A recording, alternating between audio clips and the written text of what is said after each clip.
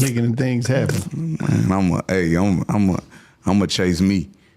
That's why I'm here with it. I made a vow, like I never miss a workout for nobody or anything. I'ma always put raising my frequency first. And I notice the days that I don't want to work out be the days I get my best workout and the best things happen. I say, ooh, it's raining. Ain't nobody gonna be in there today. And that's when I get the best like results. The days I don't want to do it. So, and shout out to my mama. She didn't got me to start being comfortable in uncomfortable situations. So that's just where I'm at with it right now. Adversity is what builds character. That's what it's about, man. If it ain't rough, it ain't us. Talk heavy. That's where I'm at with it right now. Yeah. Now, I need to get in the gym, man. You inspiring me, man. You already be in the gym. You be playing basketball and boxing and shit, man. Yeah, but I need to really get my breathing and shit in order, because that shit you did with the behind your back shit. You saw you got better results when you breathe. Yeah, but I can't do it. I got to get that right. You could do it. You could do it. Because my lower back be hurting, and I realize everywhere I go, they say, because your hamstrings and shit is so tight. Yoga. And it's all. It might be your hips. It might not, yeah, that's what they say. Your hips, yep. Because I used to have lower back pain until I started strengthening and stretching my hip flexors. So yoga really help you like that? I swear to God. When they first presented it to me, I told you when I was in prison. I said, man, I ain't about to do that shit. That's pussy. I ain't about to do no yoga. The fuck? You I ain't about to be out there touching my toes. Yeah, I ain't about to be touching my toes in prison. But then once I, and that's really what started my journey. Like I had got off it though, but I got back on it out here in the free world, and I was like, yeah, this was up. I do it every morning now. I don't feel right if I don't do yoga. Pilates is the truth too, because it's resistance and it's stretching. It's the truth. Yeah. What was it like?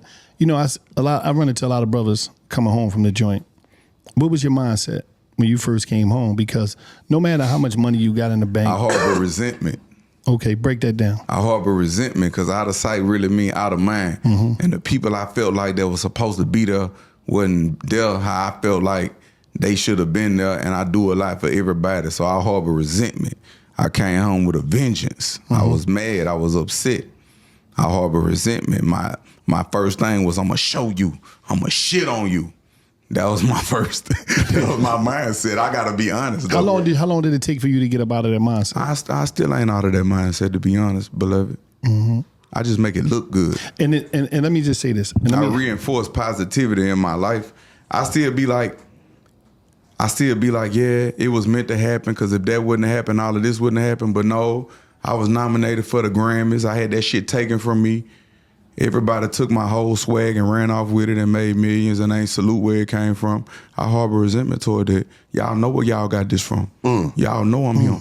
Who the first person to ever say His Imperial Majesty? I am H.I.M., His Imperial Majesty. Benz driver, big timer, breadwinner anatomy. So, I love when he talk that shit. I harbor resentment. I still harbor resentment, but I take that resentment and I put it into something that's going to, bring productivity. A lot of times you don't see, like, you build your own thing, BWA. I seen you build your own thing. We're in the dictionary. Yeah, okay. All right. I seen one who earns money, one who earns income to support a household, a breadwinner. So I seen you build that, and I see you didn't deal with a lot of people. Like, you was just like, I'm gonna just build my house. You wasn't bouncing all around. What kept you disciplined enough to say, I'm just gonna believe being in the streets? Okay, give me the game on that. Like, when you notice, like, when you go kick it with other dudes that be doing their thing, you start getting caught up in the shit that they got going. You get caught up in their rapture. You get caught up, and when I say rapture, you get caught up in their indictments. They beef be your beef. When you do that hanging, so I just keep it like this here. And then prison also, because, I don't do I'm not social really. I'm kind of antisocial in a sense, because I don't watch TV. I barely get on the phone. I read a lot. But you got 6 phones. Yeah, I got 6 phones.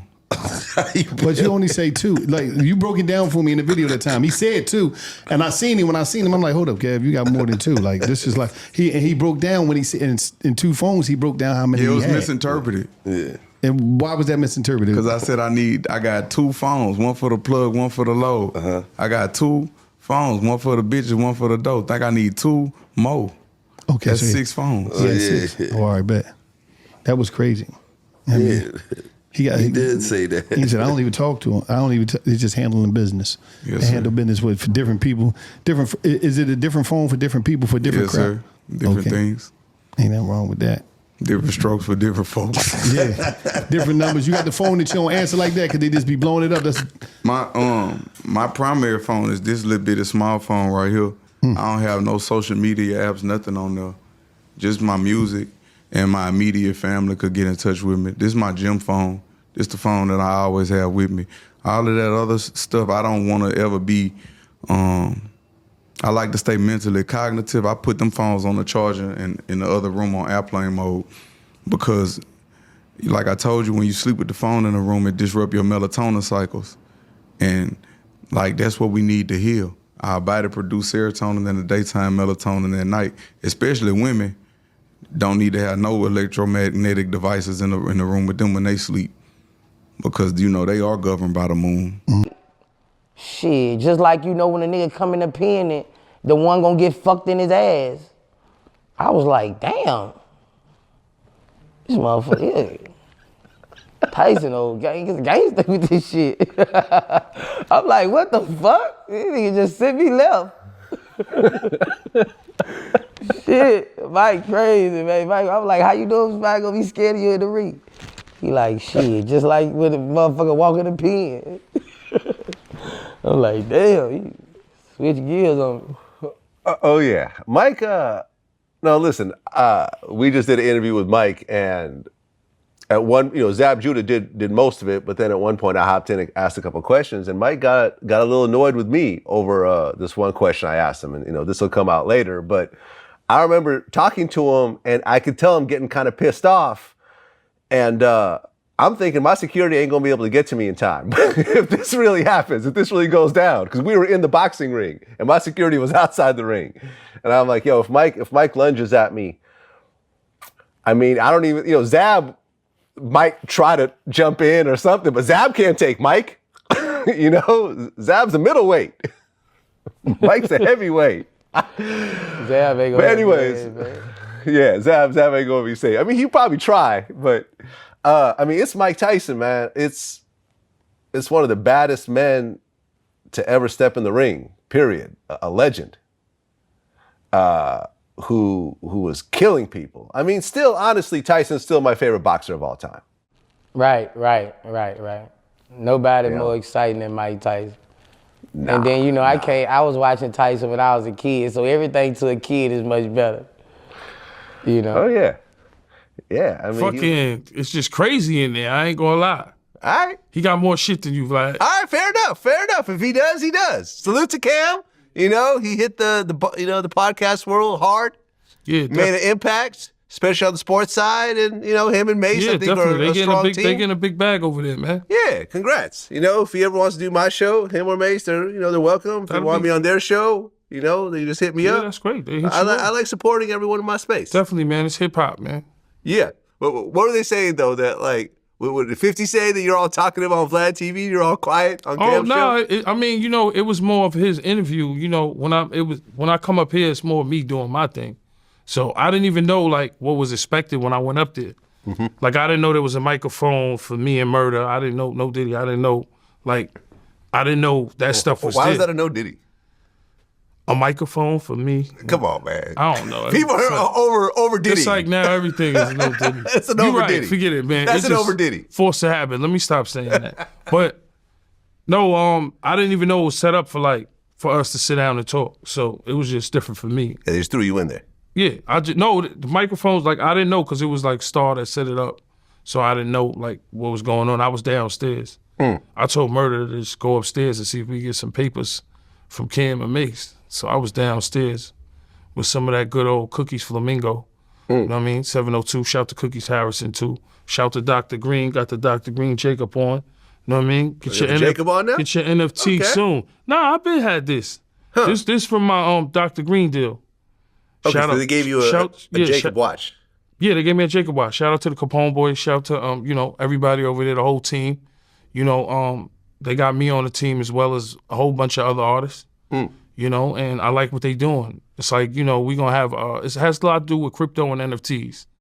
I mean, were you rocking the Jacobs when they were popular, like with the like the white ones with the red and blue blocks on them? You know what I'm talking about? Yeah, I had a Jacob. I gave it to one of the homies a while ago. Okay. Yeah, I actually gave it away.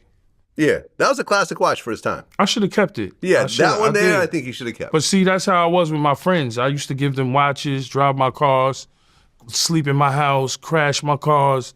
It was just take them on trips, take them around the world. And a lot of them don't even call me to say happy holidays. Happy holidays to everybody too. Merry Christmas, Happy New Year's. But a lot of these people don't even reach out to me. You know what I'm saying? So I done gave people watches, chains.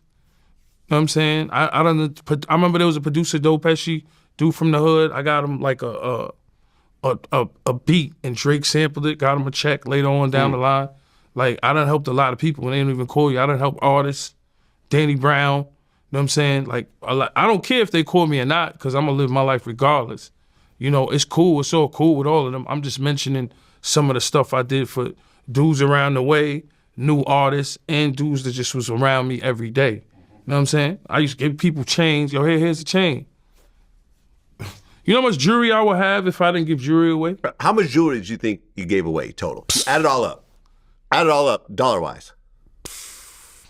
I gotta say at least probably 80,000 in jewelry just gave away. Okay, so almost 100,000 in jewelry. Yeah, I would say that just about.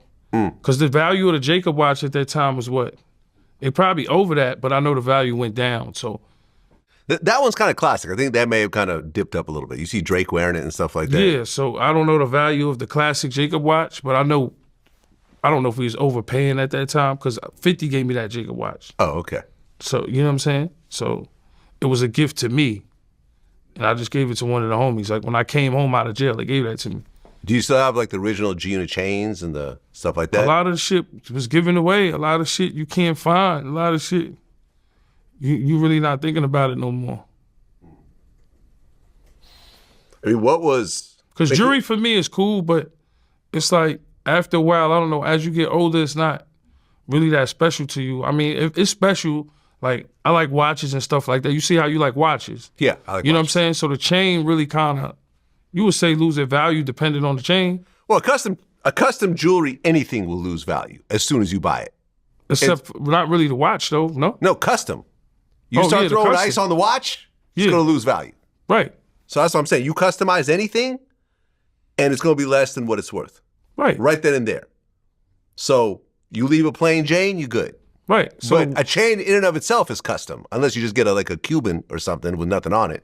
but But like an emblem, that's all custom. But that goes to say, when you say you get your watches, you get them all insured.